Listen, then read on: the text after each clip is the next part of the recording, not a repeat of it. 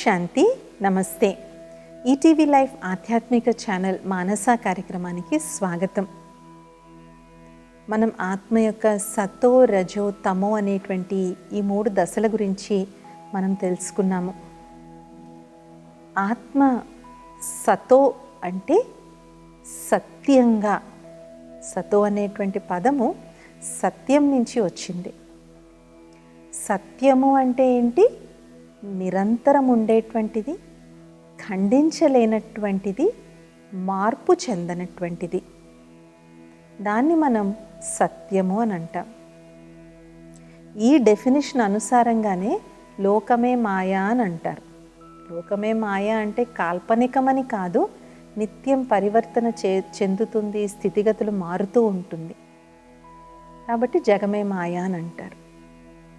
కానీ ఆత్మ సతోగుణి దశలో ఉన్నప్పుడు దాని యొక్క సత్య గుణాలైనటువంటి శాంతి, ప్రేమ, ఆనందం, సుఖం, పవిత్రత, జ్ఞానం, శక్తి, ఈ 7 దివ్య గుణాలలో ఆత్మ పరిపూర్ణంగా ఉంటుంది. సంపూర్ణ ఆత్మ అభిమానంతో లేదా ఆత్మిక భ్రాంతిలోనే అది ఉంటుంది. దేహాన్ని ధరిస్తుంది కానీ కేవలం దాని ఆధారం తీసుకుంటుంది తప్ప దేహ భ్రాంతిలోకి కానీ దేహం యొక్క అభిమానంలో ఉండదు. ఏ విధంగా అయితే కారు నడిపే డ్రైవర్ నేను డ్రైవరు, ఇది నా కారు అని అనుకుంటాడు తప్ప నేను కారు అని ఎప్పుడూ అనుకోడు.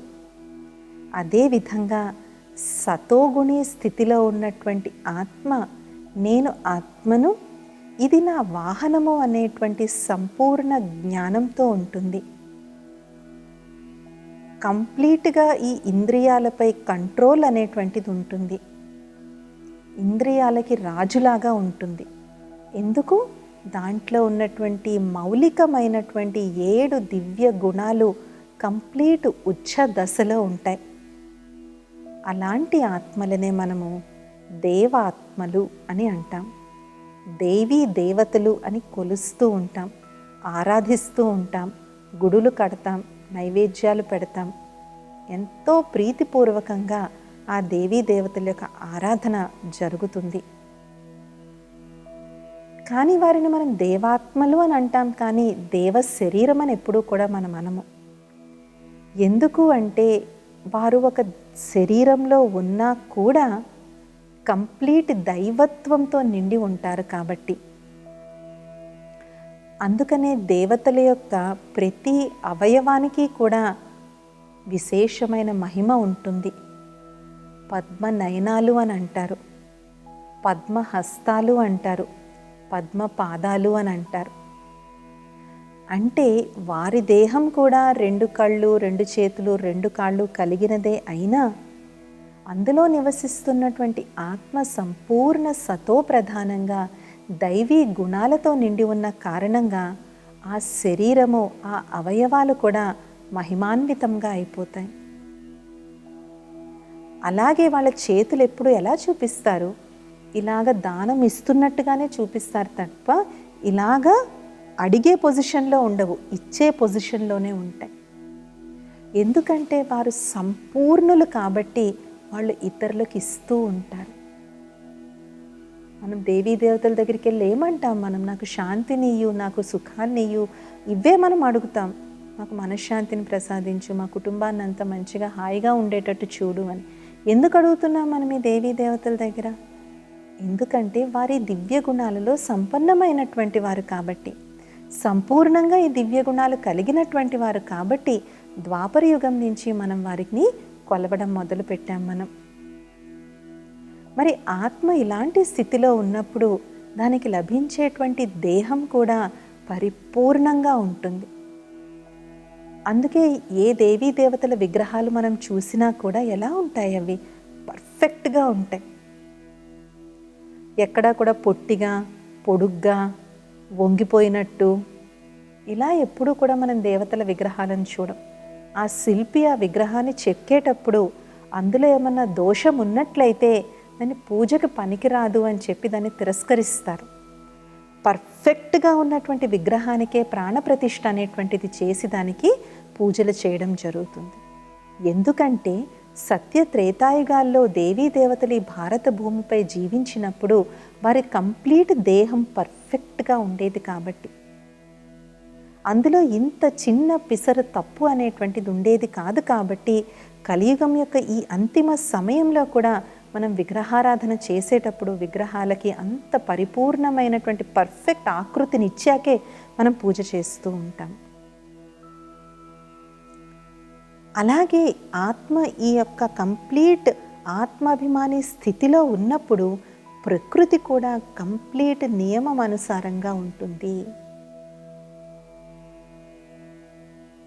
అక్కడ అకాలమైనటువంటి వరదలు రావడం కానీ, భూకంపాలు రావడం కానీ, అగ్ని పర్వతాలు బద్దలవ్వడం కానీ, ఎండాకాలంలో వర్షాలు, వర్షాకాలంలో ఎండలు, ఇలాంటివి ప్రకృతి కూడా నియమ విరుద్ధంగా ఉండదు. ఎందుకు? మానవాత్మ నియమ విరుద్ధంగా లేదు కాబట్టి ప్రకృతి కూడా దాని యొక్క ధర్మాన్ని అది పర్ఫెక్ట్గా పాటిస్తుంది. ఇది ఆత్మ యొక్క అన్నిటికన్నా ఉన్నతమైనటువంటి దశ. ఇక్కడ ఆత్మాభిమానం ద హయ్యెస్ట్ రూపంలో ఉంటుంది. 16 కళల సంపూర్ణంగా ఉంటుంది. పౌర్ణమి నాడు చంద్రుడు ఎలా ఉంటాడు? 16 కళలు నిండుగా ఉంటాడు. పున్నమి చంద్రుడు అని అంటారు. అంటే ఆత్మ కంప్లీట్ అన్ని గుణాలలో, అన్ని శక్తులలో అది పర్ఫెక్ట్గా ఉంటుందన్నమాట. అలాగే డబల్ అహింస. వాళ్ళు తనువుతోనే కాదు, మనసుతో కూడా వాళ్ళు ఎప్పుడూ ఎవరికి దుఃఖాన్ని ఇవ్వరు దేవతలు. సో 2 విధాలుగా వాళ్ళ అహింసని పాటిస్తూ ఉంటారు. అలాగే డబల్ కిరీటధారులు. ఒక కిరీటం రత్నజడితమైనటువంటి కిరీటం, ఇంకొక కిరీటం దేవతలు అనగానే మనం ఏం చూపిస్తాం? తల వెనకాతలో ఒక ప్రకాశం యొక్క వలయం తిరుగుతున్నట్టుగా చూపిస్తాం. ఏంటది? పవిత్రతా కిరీటము. త్రికరణ శుద్ధిగా పవిత్రతను పాటిస్తారు కాబట్టి దేవతలకి ఆ పవిత్రతా శక్తి కూడా శిరస్సు భాగంలో కిరీటం వలె చూపెట్టడం జరుగుతుంది. అందుకే ఇవాల్టికి కూడా మనం గుడికి వెళ్ళినా, ఇంట్లో ఒక వ్రతం చేసుకున్నా, ఆ రోజు ఇంట్లో వాళ్ళందరూ ఏమంటారు? చాలా పవిత్రంగా ఉంటారు. ఇంట్లో పిల్లలు ఎవరన్నా ఇలాంటి పాటలు పెట్టినా పెద్దవాళ్ళు ఏమంటారు? ఇవాళ మన ఇంట్లో నోము, వ్రతం ఇలాంటివి వినకూడదు, దేవుడి పాటలు పెట్టండి అంటారు. దేవాలయానికి వెళ్ళినప్పుడు మాసిపోయిన ఎంత కొత్త చీర, ఎంత కాస్ట్లీ చీర అయినా సరే మాసిపోతే దాన్ని కట్టుకుని వెళ్ళరు, ఉతికిన వస్త్రాన్నే కట్టుకుని వెళ్తారు. ఎందుకంటే దేవతలు అంత పవిత్రమైనటువంటి వాళ్ళు కాబట్టి వారికి మనం పవిత్రతా కిరీటాన్ని శిరస్సు వెనక భాగంలో మనం చూపెట్టడం జరుగుతుంది. కాబట్టి సతోగుణి స్థితిలో ఉన్నప్పుడు కూడా ఆత్మకి దేహం ఉంది, కానీ దాని భ్రాంతి లేదు, దాని యొక్క అభిమానం లేదు. నాకు ఇంత సుందరమైన ఆకారం ఉంది అనేటువంటి ఆ విధమైన దేహ అహంకారం అనేటువంటిది ఆత్మకు ఉండదు. అప్పుడే అది కంప్లీట్ సతో ప్రధానమో సతోగుణి స్థితిలో ఉంటుంది. ఆ యుగాలనే మనం సత్య త్రేతాయుగాలు అనేసి అని అంటాం. తర్వాత ద్వాపర యుగం అనేటువంటిది వచ్చింది. ద్వా అంటేనే 2. ఇక్కడ ఏమవుతుంది? ఆత్మలో కొంచెం కొంచెంగా దేహ భ్రాంతి అనేటువంటిది మొదలవుతుంది. సో 2 ఉంటాయి కాబట్టి దాన్ని ద్వంద్వం ఉన్న యుగం కాబట్టి ద్వాపర యుగం అనేసి అన్నారు. ఎప్పుడైతే దేహ భ్రాంతిలోకి వస్తామో ఫస్ట్ టైం ఆత్మకి దుఃఖం అంటే ఏంటో అనుభవం అవుతుంది. ఏదో ఒక తెలియని బాధ. దేవీ దేవతలు ఎప్పుడన్నా ఏడుస్తున్నట్టు మనం చూసామా? బాధపడుతున్నట్టు చూసామా? ఏ విగ్రహం దగ్గరైనా కన్నీళ్లు చూసామా? లేదు. ఎందుకు? దేవాత్మగా ఉన్నంత వరకు దానికి దుఃఖం అంటే ఏంటో తెలీదు. ఇన్నోసెంట్. అసలు దుఃఖం అనే పదం ఉంటుందని కూడా వాళ్ళకి తెలీదు. బట్ ఎప్పుడైతే కొంచెం కొంచెంగా ఈ దేహం పట్ల అట్రాక్షన్ స్టార్ట్ అవుతుందో అప్పుడు ఆత్మకి దుఃఖం అనేటువంటిది అనుభూతి అవుతుంది. సో దుఃఖం అనుభూతి అవ్వగానే ఫస్ట్ ఎవరు గుర్తొస్తారు? పైన పరమేశ్వరుడు గుర్తొస్తాడు, ఆ ఈశ్వరుని గుర్తొస్తాడు. సో అప్పటి నుంచి మనం భక్తి చేయడం మొదలు పెడతాం. ఆ దేవాత్మలు, ఆ లక్ష్మీనారాయణులు, రాధాకృష్ణులు, శ్రీరామచంద్రుడు, సీతమ్మ వారి విగ్రహాలను పెట్టుకుని మనము ఆలయాలు కట్టి, సోమనాథ్ కట్టి, ఇవన్నీ కట్టి మనము ఆ పరమేశ్వరుడు, పరమశివుడిని ఆరాధించడం మొదలు పెడుతూ ఉంటాం. ఇక్కడ ఆత్మ రజో ప్రధానంగా ఉంటుంది. రజో అంటే ఏంటంటే కుతూహలం, తొందరపాటు, దుడుకుతనం. దీన్ని రజోగుణం అని అంటాం మనం. కాబట్టి ఇక్కడ రెండూ ఉంటాయి. కాబట్టి ధర్మం కంప్లీట్గా చనిపోదు. ధర్మం 3 పాదాల కింద ఇంకా ఇక్కడ 3 నుంచి 2 పాదాల వరకు, ద్వాపరయుగం చివరికి వచ్చేసరికి 2వ పాదానికి వచ్చేస్తుంది అన్నమాట. కాబట్టి ఇక్కడ దేహభ్రాంతి కొంచెం కొంచెం వచ్చిన కారణంగా దుఃఖం అనేటువంటిది కొంచెం కొంచెం వస్తుంది. తర్వాత ఎప్పుడైతే కలియుగం అనేటువంటిది వస్తుందో మెల్లమెల్లగా మెల్లమెల్లగా దేహం కంప్లీట్గా, దేహభ్రాంతి ఆత్మభ్రాంతిని, ఆత్మాభిమానాన్ని కంప్లీట్గా చంపేస్తుంది. ఎందుకంటే ఆత్మకి ఇంద్రియ సుఖం అనేటువంటిది అలవాటైపోతుంది. సత్యత్రేతాయుగాల్లో అతీంద్రియ సుఖాన్ని అనుభవిస్తాము, కానీ కలియుగానికి వచ్చేసరికి అతీంద్రియ సుఖం కాదు, ఇంద్రియ సుఖం కోసమే బతుకుతాం. కొంతమంది అంటారు, నేను బతకడానికి తింటలేదండి, తినడానికి బతుకుతున్నాను అంట. అంటే అంతగా ఇంద్రియ సుఖం, కామ వికారం కంప్లీట్గా మందబుద్ధిగా చేసేస్తుంది. కామ, క్రోధ, లోభ, మోహ, అహంకారాలు, ఆలస్యం, సోమరితనం, నిర్లక్ష్యం, ఇలాంటి వికారాలు ఏవైతే మనం చెప్పుకున్నాం, సతోగుణిగా ఉన్నప్పుడు ఆత్మలో ఉన్నటువంటి మౌలికమైనటువంటి 7 గుణాలు సంపూర్ణ స్థితిలో ఉన్నటువంటివి, కలియుగం అనేటువంటిది వచ్చేసరికి ఈ 7 గుణాల ప్లేస్లో 5 వికారాలు కంప్లీట్గా ఆవహిస్తాయి. అందుకే కదా మనం ప్రతి సంవత్సరం రావణాసురుని దసరాకు తగలబెడతాం. తగలబెట్టిన ప్రతిసారి శాస్త్రం ఏం చెప్తుంది అంటే 1 అంగుళమన్నా పెంచాలంటే. అలా ఎంతకాలం పెంచుతాం? రావణాసురుని పెద్దగా చేస్తాము, పెద్ద ఉత్సవం చేసుకుంటాం, మేళా చేసుకుంటాం, దానికి తగలబెట్టేసి రావణుడు చచ్చిపోయాడని అందరం గెంతేస్తాం. కానీ వచ్చే సంవత్సరం వచ్చేసరికి మళ్ళీ రావణుని ఎఫ్ఎజీ తయారు చేస్తూనే ఉంటాం. సో అలా ఎంతకాలం తయారు చేస్తాం మనం? అందుకే అంటారు రావణ కాష్ట ఇంకా కాలుతూనే ఉంది అంటారు. సో రావణ కాష్ట ఇంకా కాలుతుంది అంటే రావణుడు ప్రతి స్త్రీలోనూ, ప్రతి పురుషుడిలోనూ, ఇద్దరిలోనూ ఉన్నాడు. అందుకే రావణుడికి 10 తల చూపిస్తాడు. 5 వికారాలు స్త్రీవి, 5 వికారాలు పురుషుడు. కాబట్టి ఇక్కడ ఆత్మభ్రాంతి కాస్త కంప్లీట్ దేహ భ్రాంతిలోకి వచ్చేస్తుంది. ఎప్పుడైతే ఈ విధమైనగా కంప్లీట్ పతనం అనేటువంటిది జరుగుతుందో, దేవాత్మలుగా ఉండవలసినటువంటి మానవాత్మలు ఎవరైతే ఉన్నారో వాళ్ళు ఎలా తయారైపోతున్నారు? ఇప్పుడు మందబుద్ధిగా తయారైపోతూ ఉన్నారు.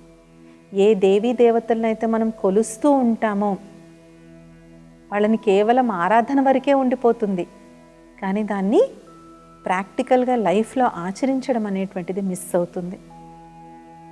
కాబట్టి దీన్ని తమో అని అంటారు. తమో అంటే తామసికము.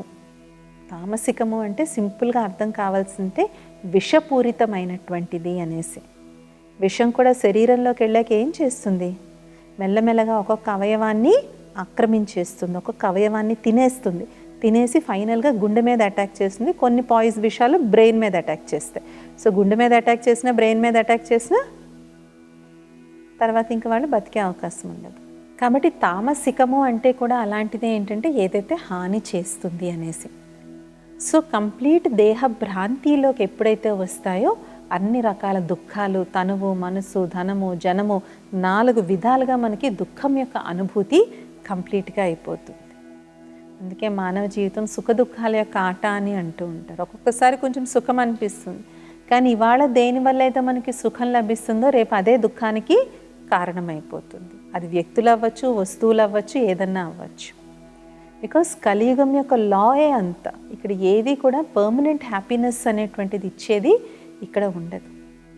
అలాగే ప్రకృతి కూడా ఎలా తయారవుతుంది? అకాల వర్షాలు, అకాల మరణాలు, అకాల వైపరీత్యాలు. ఆ వైపరీత్యాలు కూడా వచ్చినా కూడా మనిషే కాదు, ఎంత టెక్నాలజీ ఉన్నా కూడా ఒకళ్ళని కూడా కాపాడలేకపోతున్నారు. కొన్ని హరికేన్స్, కొన్ని ఎర్త్క్వేక్స్, కొన్ని వాల్కెనోస్ వచ్చాయంటే చూస్తూ ప్రేక్షక పాత్ర వహించడమే. ఇప్పుడిప్పుడు ఇంకా సిస్టమ్స్ డెవలప్ అయ్యి ముందే వాళ్ళని ఖాళీ చేసేమని అది చెప్తూ ఉన్నారు. కానీ ఇంకా ప్రాణ నష్టం జరుగుతుంది, ముఖ్యంగా ఆస్తి నష్టం జరుగుతూనే ఉంది. దాన్ని మనం కాపాడలేకపోతున్నాం. ప్రాణ నష్టాన్ని కాపాడినా పాపం మళ్ళీ వాళ్ళు వెనక్కి వెళ్ళినా వాళ్ళకి అక్కడికి ఇల్లు ఉండదు, ఏమీ ఉండదు. సో ప్రాణాలైతే కాపాడుకుంటారు, కానీ అన్నీ సర్వస్వం కోల్పోతున్నారు. ఇవి కూడా మనం చూస్తూ ఉన్నాం ఈ మధ్య. కాబట్టి ప్రకృతి కూడా ధర్మానికి విరుద్ధంగా నడుస్తుంది. కాబట్టి ఆత్మభ్రాంతి ఉన్నప్పుడు సత్య త్రేతాయుగాలు నడిచినట్లయితే, దేహభ్రాంతి ఉన్నప్పుడు ఈ మానవ సృష్టి కలియుగం కింద మారిపోతుంది. అక్కడ సంపూర్ణ 16 కళల చంద్రుడిలాగా ఉన్నట్లయితే ఇక్కడ అమావాస్య చంద్రుడిలాగా నో కళ, అంటే కంప్లీట్ శూన్యం కింద అయిపోతుంది. మరి ఎలా మారాలి మళ్ళీ? ఎందుకంటే పాతది తప్పకుండా కొత్తది అవుతుంది, కొత్తది పాతది అవుతుంది. ఈ నియమం మనకి తెలుసు. సో ఎలా మారాలి? దీనికి పరమాత్ముడు 2 మార్గాలు చెప్తారు. ఒకటి స్మృతి, 2 శిక్ష. పరమాత్ముడి జనన మరణ చక్రాలకు అతీతుడు. ఎందుకు ఆయన అతీతుడు అంటే, ఈ సతోరజో తమో అనేటువంటి చక్రంలో ఇరుక్కున్నటువంటి ఆత్మల్ని దీని నుంచి బయటికి ఆయనే తీయగలడు. సో అలాంటి పరమాత్మని యొక్క స్మృతిలో ఎప్పుడైతే మనం ఉంటామో, ఆయన యొక్క శక్తి అనేటువంటిదే యోగ అగ్ని కింద పనిచేసి ఆత్మలో ఉన్నటువంటి తామసికమైనటువంటి మసిని, ఈ తుప్పుని, ఈ యొక్క జడత్వాన్ని కూడా అది దుమ్ము దులుపుతుంది, అది వదిలిపించేస్తుంది. ఎలాగైతే మన దగ్గర బంగారు నగలు ఉంటాయి, కొన్నాళ్ళు పెట్టుకుని అవి కూడా కొంచెం పాడవుతాయి. అప్పుడు మనం ఏం చేస్తాము? దాన్ని కెమికల్లో కానీ చింతపండు రసంలో కానీ వేసి ఉంచితే మళ్ళీ అవి నిగనిగలాడేటట్టుగా తయారవుతాయి. సో యోగాగ్ని అనేటువంటిది, పరమాత్మని స్మృతి అనేటువంటి యోగాగ్ని ఎలాంటిది అంటే, జన్మ జన్మలుగా మనం చేసుకున్నటువంటి పాపాలను అది భస్మం చేస్తుంది. సో నాలో పాపాలు భస్మం అవుతున్నాయా లేదా అన్నది ఎలా తెలుస్తుంది? ఎలా తెలుస్తుందంటే, ఎంతెంతగా మన యొక్క పరమాత్మని స్మృతిలో మన యొక్క పాపాలు భస్మం అయితే దానికి 2 రిజల్ట్స్ ఉంటాయి. ఒకటి, మన యొక్క సంతోషం పెరుగుతుంది, మన జీవితంలో ఆనందం యొక్క లెవెల్ పెరుగుతుంది. అంటే ఏదో జరిగి పెరగడం కాదు, ఏదో ప్రమోషన్ వచ్చిందో లేదంటే కొత్త ఇల్లు, వితౌట్ ఎనీ ఎక్స్టర్నల్ ఇన్ఫ్లుయెన్స్ మన ఆంతరికంగా ఒక రకమైనటువంటి సంతృప్తి, ఒక రకమైన ఆనందాన్ని మనం అనుభూతి చేస్తాం. రెండవది, ఎలాంటి పరిస్థితి వచ్చినా కూడా మనం ధైర్యంగా నిలబడగలుగుతాం. బేలతనం అనేటువంటిది ఉండదు. ఎందుకంటే ఆత్మ దాంట్లోన తుప్పు పోతున్న కొద్దీ దాని యొక్క ఒరిజినల్ పవర్ఫుల్ స్టేట్లోకి అది వచ్చేస్తుంది. కాబట్టి పరిస్థితులు ఎన్నన్నా రానివ్వండి, అది తట్టుకుని నిలబడగలుగుతుంది. సో ఒకటి పరమాత్మని యొక్క స్మృతి. లేదు మేము ఇలాగే ఉంటాము అనుకుంటే రెండవది శిక్ష. దీనికే గరుడ పురాణంలో రకరకాల శిక్షల గురించి చెప్పడం జరిగింది. అవి వింటూ ఉంటే 1-2 తర్వాత వినని కూడా వినలేం. అంటే ఆత్మ చివరి సమయంలో అంత దుఃఖాన్ని అనుభవిస్తుంది. దానికి మొత్తం కనిపిస్తుంది అది ఏమేం చేసిందో. ఆ పశ్చాత్తాపం అనేటువంటిది ఎలా ఉంటుందంటే, సలసలా కాగే నూనెలో వేయించినప్పుడు, లేదంటే ముళ్ళ స్తంభానికి కట్టేసినప్పుడు, తేళ్ళు జెర్లు పాకుతుంటే ఎలాంటి దుఃఖం అనుభవిస్తామో, మనం చేసుకున్నటువంటి పాపాలను చూసి మనం అలాంటి దుఃఖాన్ని మనం అనుభవిస్తాము. ఆ దుఃఖాన్ని అనుభవించిన తర్వాత ఆత్మ పవిత్రంగా అవుతుంది. అంటే రెండిట్లో ఏంటి, మన చాయిస్ అనేటువంటిది మన చేతిలో ఉంటుంది. అలా పవిత్రమైనటువంటి ఆత్మ ముక్తిని పొంది తన ఇల్లైన పరంధామానికి వెళ్తుంది. అక్కడ పరంధామానికి వెళ్ళిన తర్వాత మళ్ళీ కంప్లీట్ సతోగా అయిపోతుంది. కాబట్టి మళ్ళీ ఈ సృష్టి నాటక రంగంపై వచ్చి పాత్రను నటిస్తూ ఉంటుంది. సో ముక్తిలోకి వెళ్ళేటప్పుడు ఎవరూ కూడా తమ పాపాల భారం నెత్తి మీద పెట్టుకుని ఎవరూ కూడా వెళ్ళలేరు. అందుకే పరమాత్మని యొక్క స్మృతి ద్వారా, ఎలాగైతే మనం ఇంట్లో వాళ్ళని తలుచుకుంటామో, మన ఆఫీసుని తలుచుకుంటామో, మన కొలీగ్స్ని తలుచుకుంటాము, ఫ్రెండ్స్ని తలుచుకుంటామో, అలాగ పరమాత్మని యొక్క ప్యూర్ అన్అడల్టరేటెడ్, అంటే ఏమాత్రం కల్తీ లేనటువంటి స్వచ్ఛమైనటువంటి స్మృతి, దాన్ని యోగ అగ్ని అని మనం అంటామో, అందులో మనం పాపాలు భస్మం చేసుకుంటే ముక్తిలోకి వెళ్ళేటప్పుడు చాలా హ్యాపీగా ఈజీగా వెళ్ళిపోతాం. లేదా పశ్చాత్తాపం అనేటువంటి అగ్ని, యాదరు యోగాగ్ని లేదంటే పశ్చాత్తాపం అనేటువంటి అగ్ని, ఆ బాధను అనుభవించన్నా మనం వెళ్ళాల్సి ఉంటుంది. కాబట్టి దేహ భ్రాంతిలోంచి టెంపరీగా మధ్య మధ్యలో కొంచెం కొంచెం అన్నా మనం డిటాచ్ అవుతూ ఉండాలి. ఎంతెంతగా మనం ఈ దేహభ్రాంతిలో మునిగిపోయి ఉంటామో అది అహంకారం కింద తయారవుతుంది. భ్రాంతి అంటే ఏంటి? నేను స్త్రీ, నేను పురుషుణ్ణి, నేను ఇండియన్, నేను అమెరికన్, నాది పలానా ధర్మం, పలానా మతం, నా ఇంటి పేరు ఇది, నా స్కూల్ ఇది, నా జాబ్ ఇది, ఇది భ్రాంతి. కానీ అహంకారం ఏంటి? వీటి వల్ల నాలో ఉత్పన్నమయ్యేటువంటి ఒక రకమైన ఈగో. నేను ఇది కాబట్టి నేను ఇంత గ్రేట్. ఆ సుపీరియారిటీ కాంప్లెక్స్ అనేటువంటిది దేహభ్రాంతిని, దేహ అహంకారంకి తయారు చేస్తుంది. దేహభ్రాంతి స్వయానికి దుఃఖం ఇస్తే దేహ అహంకారం పక్క వాళ్ళకు కూడా దుఃఖం ఇస్తారు. పక్క వాళ్ళు కూడా బతకలేరు. క్రోధం ఎక్కువ ఉన్న వ్యక్తితో అన్నా అడ్జస్ట్ అయ్యి బతకగలుగుతాం, కానీ అహంకారం ఉన్నటువంటి వ్యక్తితో బతకడం చాలా కష్టం. ఎందుకంటే క్రోధం ఉన్నటువంటి వ్యక్తి ఆ క్రోధం యొక్క టెంపర్ వచ్చినప్పుడు ఏదో అంటారు, తర్వాత పశ్చాత్తాపడతారు, అయ్యో నేను ఎందుకు ఇలా అన్నానే అనకుండా ఉండవలసిందని. కానీ అహంకారి నేను చేసింది రైటే, నేను తిట్టడం రైటే, నేను అలా అనడం రైటే, పశ్చాత్తాపం అనేటువంటిది ఉండదు. పశ్చాత్తాపం ఎప్పుడైతే ఉండదో మార్చుకునే అవకాశం కూడా ఉండదు. నేను రాంగ్ అనే మనం రియలైజ్ కానప్పుడు రైట్ మార్గంలోకి ఎలా వెళ్తాం? ఒక క్రోధికి అహంకారికి అదే తేడా. సో అహంకారానికి అన్నిటికన్నా ఉన్నతమైనటువంటి వికారం కింద ఎందుకు చెప్తారు అంటే, అహంకారం వచ్చినప్పుడు మనిషికి రియలైజ్ అయ్యేటువంటి కెపాసిటీ పోతుంది. నేను చేసింది తప్పు అని తెలుసుకునే కెపాసిటీ పోయి, నేను చాలా రైట్, నేను చాలా పర్ఫెక్ట్, మీరెవరూ నాకేం చెప్పలేరు అని ఈ విధమైనటువంటి భాషని వాళ్ళు వాడతారు. కాబట్టి పశ్చాత్తాపం చెందరు, కాబట్టి వాళ్ళలో మార్పు రావడం కూడా కష్టమవుతుంది. కాబట్టి వాళ్ళ వల్ల వాళ్ళ చుట్టుపక్కల ఉన్న వాళ్ళందరూ కూడా బాధపడతారు. అదే కొంతమంది కోపం వస్తుంది, ముక్కు మీద కోపం వస్తుంది, కానీ వాళ్ళ మనసులో కల్మషం ఉండదు. వాళ్ళు అనాల్సింది అనేస్తారు, కానీ తర్వాత పశ్చాత్తాపడతారు, అయ్యో నేను అనకుండా ఉండవలసింది. వాళ్ళు మార్చుకోవడానికి ప్రయత్నం చేస్తారు. అయ్యో నా మాట వల్ల వీళ్ళు ఇంత బాధపడ్డారా, నేను అనిన దానివల్ల వీళ్ళు ఇలాగ అనుకున్నారా, అయ్యో ఇంకోసారి అలా అనకూడదు అనేటువంటి మార్పు అనేటువంటి తెచ్చుకోవడానికి వాళ్ళు ట్రై చేస్తారు. కాబట్టి దేహ భ్రాంతి దేహ అహంకారంలోకి ఎప్పుడైతే వెళ్తుందో అప్పుడైతే చుట్టుపక్కల వాళ్ళని కూడా అది బాధ పెడుతుంది అన్నమాట. కాబట్టి ఈ సమయం, ఈ కలియుగి తమోగుణి సమయం నుంచి మనం మళ్ళీ సత్యుగి సతోగుణి సమయానికి వెళ్ళాలి మనం.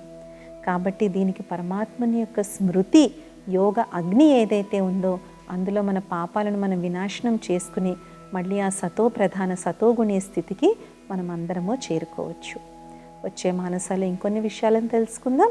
ఓం శాంతి, నమస్తే.